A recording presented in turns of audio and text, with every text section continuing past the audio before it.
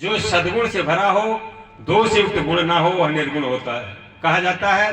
तो परीक्षित जी ने कहा उस निर्गुण के बारे में बताइए जिसको लोग वेद पुराण नेत नेत कह करके छोड़ देती हैं, लेकिन जो वर्णन करती हैं वह सगुण ही वर्णन करती हैं। क्यों?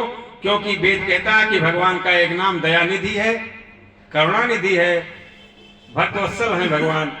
तो यह गुण निर्गुण होने पर निरार्थक होता है, इसलिए भगवान को अवतार लेना पड़ता है। बुद्धि, इंद्रिय, मन और प्राणों की सृष्टि की है। जीव स्वच्छता से अर्थ, धर्म, काम, मोक्ष की प्राप्ति कर सकता है। कर्म प्रधान विश्व रच राखा, जो जस करें सो तस फल चाखा। सुखदेव जी परीक्षित जी से कहते हैं कि मानव शरीर मिला, इससे आप जो करना चाहें कर सकते हैं।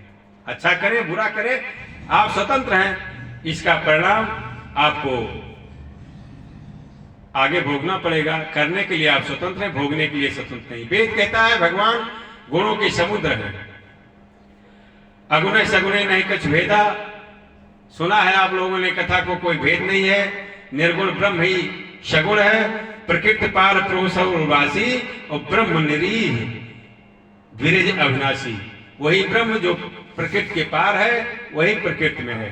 परीक्षित जी ने कहा शंकर जी की पूजा करने वाले धनी हो जाते हैं और विष्णु की पूजा करने वाले गरीब हो जाते हैं। भगवान ऐसा क्यों होता है? परीक्षित जी से हमें मिला, हम झूठ कह रहे हैं। तो सुखदेव जी कहते हैं भगवान शिव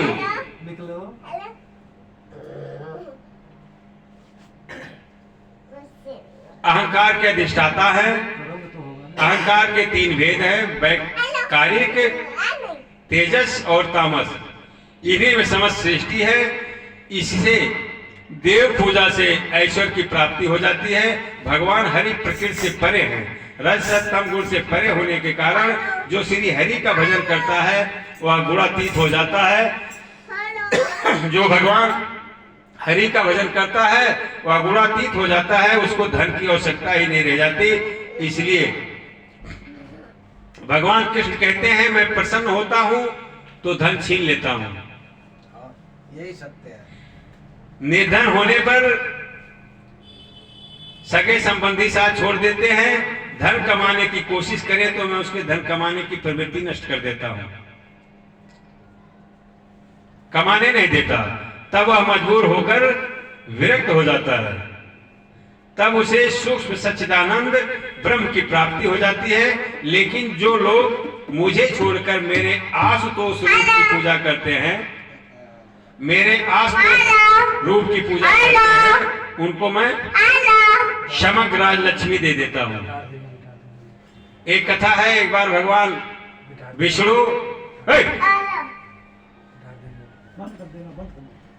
विष्णु और नारद जी घूमने गए।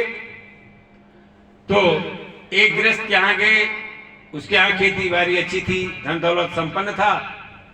तो उसने उन ऋषि महात्माओं को स्वागत सम्मान नहीं किया।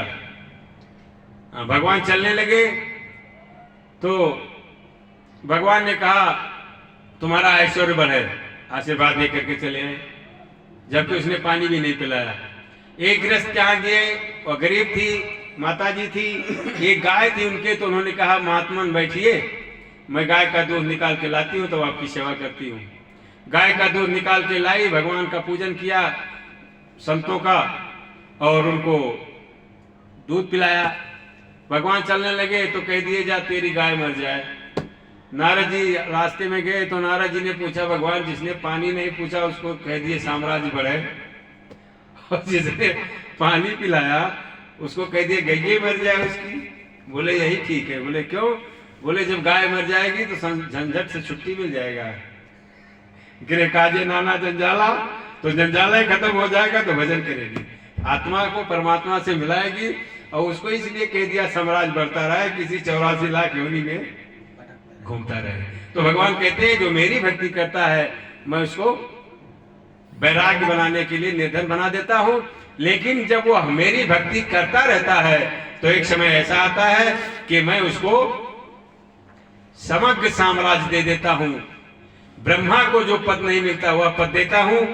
आज यहीं पर हम लोग कथा को विश्राम करेंगे, आरती, और इसके बाद हर हर महादेव। देखो सिकंदर जलाओ। जला दो। समय भी हो गया। ये रखा जाए, लो। माचिस तो